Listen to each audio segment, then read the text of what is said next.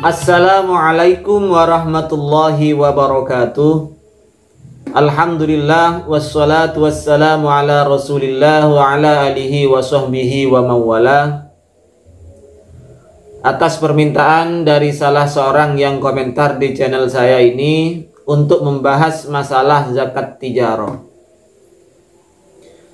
Kapan tijarah dan bagaimana caranya untuk zakat tijarah itu?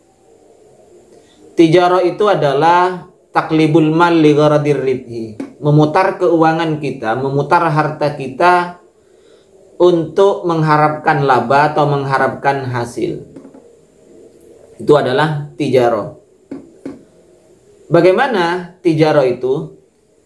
Kalau kita memulai usaha, maka harus kita ingat, harus kita catat kapan permulaan kita usaha itu. Misalnya saya memulai usaha pada bulan Ramadan tanggal 1. Maka ketika bulan Ramadan tanggal 1 yang akan datang, berarti 1 tahun, maka harta kita itu ditotal. Itu namanya sudah haul, harus nyampe 1 tahun. Dari permulaan usaha, ini terus ketika sudah 1 tahun, tanggal 1 Ramadan yang akan datang, ini ditotal. Barang dagangan kita ditotal, adanya berapa, kemudian hasilnya juga ditotal, adanya berapa, terus disatukan. Ketika sudah nyampe 1 nisab, maka wajib zakat. Berapa nisabnya? Yaitu kalau kita bandingkan kalkulasi, diukurkan, dikonvert dengan harga emas, itu adalah 77,5 gram. Jadi barang dagangan kita dan hasilnya yang masih ada ya. Kalau sudah tidak ada, dimakan misalnya atau dibayarkan hutang misalnya, sudah tidak ada, yang tidak usah. Yang masih ada, barang dagangan dan hasilnya yang masih ada itu ditotal, kemudian dikrus dengan harga emas. Kalau mencapai harga emas 77,5 gram, maka sudah berkewajiban untuk zakat. Berapa zakat yang harus dikeluarkan dari harta kita? Yaitu 1/40 atau 2,5%-nya. Contoh, pada bulan Ramadan tanggal 1, saya memulai usaha pertokoan dengan modal 30 juta. Terus 1 tahun saya putar, pada bulan Ramadan yang akan datang, tanggal 1 bulan Ramadan, saya total hasilnya yang ada dan sisa barang dagangan yang ada di toko saya total semuanya berjumlah 100 juta.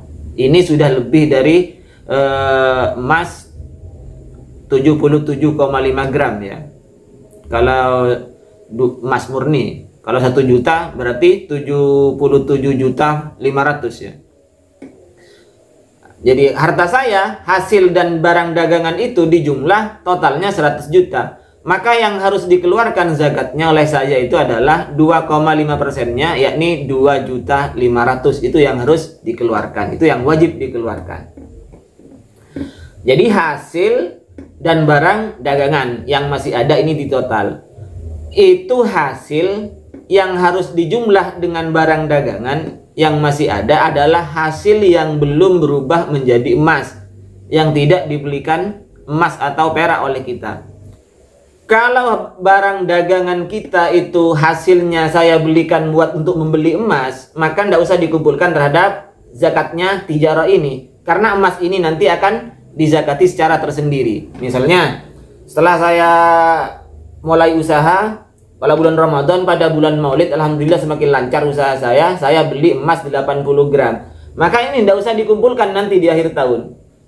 Nah, saya catat bulan Maulid yang akan datang, saya beli emas bulan Maulid dari hasil dagangan. Nanti bulan Maulid lagi, ini 1 tahun kan dari saya pertama kali beli emas, maka di situ dizakati. Kalau itu emasnya saya.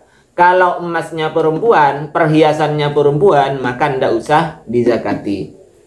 Jadi emas yang harus dizakati, kembali ke emas inilah dulu.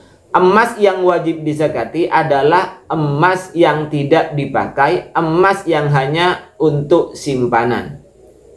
Jadi untuk misalnya emasnya laki-laki atau emas lantakan milik perempuan, kalau dipakai untuk perhiasan maka tidak wajib zakat. Misalnya emasnya perempuan, tidak wajib zakat.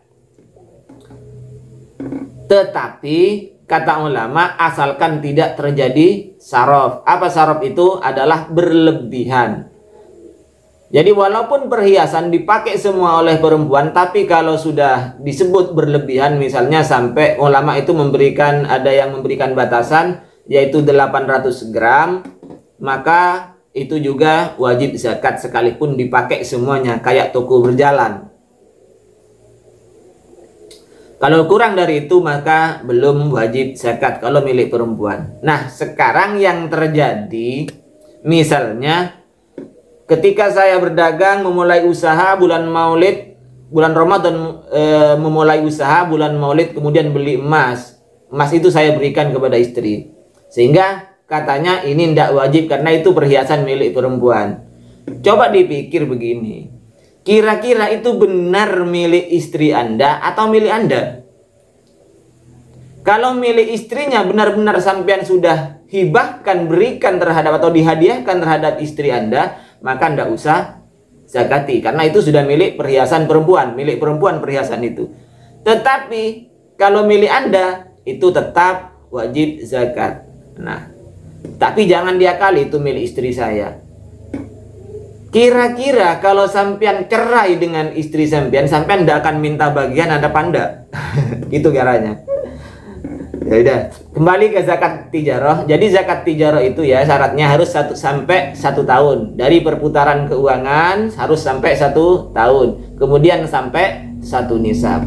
1 nisabnya itu adalah 77,5 gram. Nah, setelah itu setelah ditotal semuanya, harta kita, dagangan kita itu bodrek, jarum, songkok, apa saja dagangan kita itu ditotal, kemudian hasilnya berapa, yang ada di bank berapa, kemudian yang masih ada berapa, ditotal semuanya. Nah, ketika sudah misalnya 200 juta, maka zakatnya adalah 2,5%, yaitu 5 juta. Baik, demikian mungkin yang bisa saya jelaskan. Mudah-mudahan bermanfaat. Wa akhiran minni, wassalamualaikum warahmatullahi wabarakatuh.